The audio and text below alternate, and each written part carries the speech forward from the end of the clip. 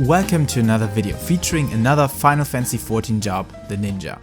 Like always, and after watching one of the best anime series, if not the best anime ever produced, note that all jobs in Final Fantasy XIV are balanced very well, and between each of their titan powers, none is stronger than the other.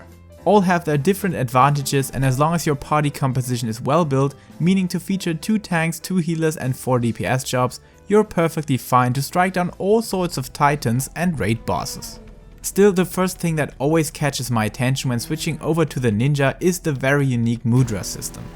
That is super strategical but also super fast paced to use the unlocked ninjutsu attacks right into any point in time inside of your rotation, which is also highlighted by the constantly running Huton buff that amplifies the overall speed and attack rate, as well as global cooldown of all your fair attacks by 15%, leading to a very fast consecution of attacks.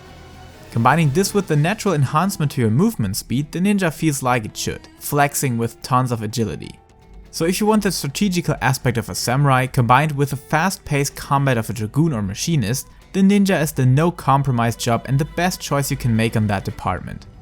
Furthermore, following on the same trait as the machinist or gunbreaker, using Mudra skills or other intermediate non-combo skills will not break your usual combo, providing a strong flexibility when it comes to super fast decision making or when you have to adjust your opener and rotation to the recent fighting situation, instead of the strict need to stick to your combo finish before you can readjust your weapon attacks accordingly. So whatever transition, movement or burst phase pattern your encounter or group setup may demand, the ninja is super flexible and can adjust on the fly or with the help of communicating with your party beforehand. The next highlight is definitely a double-edged sword and can also be seen as a disadvantage to the ninja, but as we all love the complexity of Final Fantasy XIV's combat system, I guess the high skill floor of the ninja is definitely a must for all players loving to get into the nasty details and rotational fine-tuning that the ninja is offering, as this is already being required to get started, and while the combat system is super satisfying when you got used to the basic mechanics, I never felt more strain on my brain cells getting into a proper opener when starting with the ninja, when preparing some footage for my first videos about it. But to be truly honest, the moment after pushing out 30 or more tries without actually doing anything properly, I kinda experienced a breakthrough moment. And at this point the rotation felt super natural and highly rewarding, especially for the big crit numbers with Yosho, Ranryo and your other big ninjutsu attacks. And now you may think, difficult skill floor automatically means low skill ceiling. Nope. I would say after they have reworked the monk in patch 5.4, the ninja has become the most difficult melee job to perform the highest among competitive numbers among all jobs, except black mages and astrologers maybe.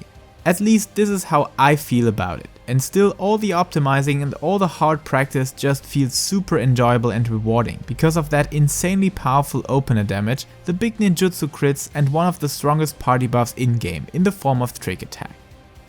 Which directly leads us into another strength of the ninja, flexibility. Not only by the high value of adjustable openers and rotations, but because of being a very solid melee choice with trick attack being the most popular party buff apart from dancer support. That of course works towards a single player instead of boosting the target's weakness against incoming attacks that your whole party profits from intensively. On the first glance, 5% damage boost sounds very uninteresting, but to be honest, 5% is a really heavy number when factoring in all the big damage coming out of literally each job in-game, especially during their opener windows and fitting perfectly into that 15-second window of trick attack. But the story does not end here, because the ninja is also able to save up some Mudra skills for using ranged attacks when proximity to the boss cannot be secured, where the other melee jobs struggle kinda heavily. Combined with your warping skills Shukuchi and a very low emphasis on the positional requirements, the ninja is the ultimate flex choice when looking at the whole melee roster. At least until we get the next one for Endwalker, whatever it may be. Last but not least, it's a ninja. What else do you need here? Fans of Naruto, Ninja Scroll or even Assassin's Creed will love this job. Simply because of the stealth topic that no other job is providing, and even if you're not using attacks sweeping out of the shadows, this increased movement speed, fast-paced combo and using mudras to conjure the most powerful attacks are definitely seeking for competition when it comes to distinctive factors to make this job feel outstandingly different than the other jobs you can choose from. And if you would have access to 3D maneuver equipment, you could easily feel like Levi or Mikasa taking down a whole army of titans or other boss enemies this game has to offer. So as anime, ninja or assassin fan, there's no way leading elsewhere than to the rogue and ninja. But of course, if you need a serious argument instead of an anime fanboy stuff, the AoE damage is among the strongest, if not the strongest a melee job can offer, when it comes to bursting moments. Especially when all your mudras and kasatsu are ready and you got a nice positioning with your dot on to let your enemies burn in shadowy flames and keen blossoms of death. But of course you may have guessed it already. The fourth argument directly leads into the prime downside of the ninja, as this high skill floor and even higher skill ceiling leans towards one of the most complex jobs this game has to offer, and when you're very unsure about the complexity of the combat system Final Fantasy XIV has to offer, I cannot recommend the ninja to start over. Except you're familiar with MMOs in general or just want to taste the spicy sauce without any weakening factor. As you can see from the footage here, with no other jobs I struggled as much as I did on the ninja, when trying to record anything useful on the battle side of things. But when I remember some tries of Ruby Extreme after creating my ninja guide, I felt super comfortable with the job. But that also means when you're lacking practice, things can become super awkward and you always feel the lack of routine, leading to an easy DPS loss. So my advice for the ninja, go ham or go home. Don't try to play the ninja as a side job and a very enjoyable alternative for your main. Unless you're super used to melee jobs in general and have that galaxy brain muscle memory to proceed into top tiers of players with any job you choose. Above that, when it comes to raw accessibility to the job, the ninja is definitely in a very strange position, not being a starter class on paper as you cannot choose rogue from the character creation menu, but you're able to hop over from another starting class at level 10. When you have completed their first class quest. This feels weird extraordinaire, as you cannot get to experience the job for its basic 30 levels or more and directly hop over to another one, degrading the starter class you have chosen into a tool for getting access to the rogue, other than a true starting up experience. That may lead you to acknowledging the positive aspects of it before hopping over and making the transition.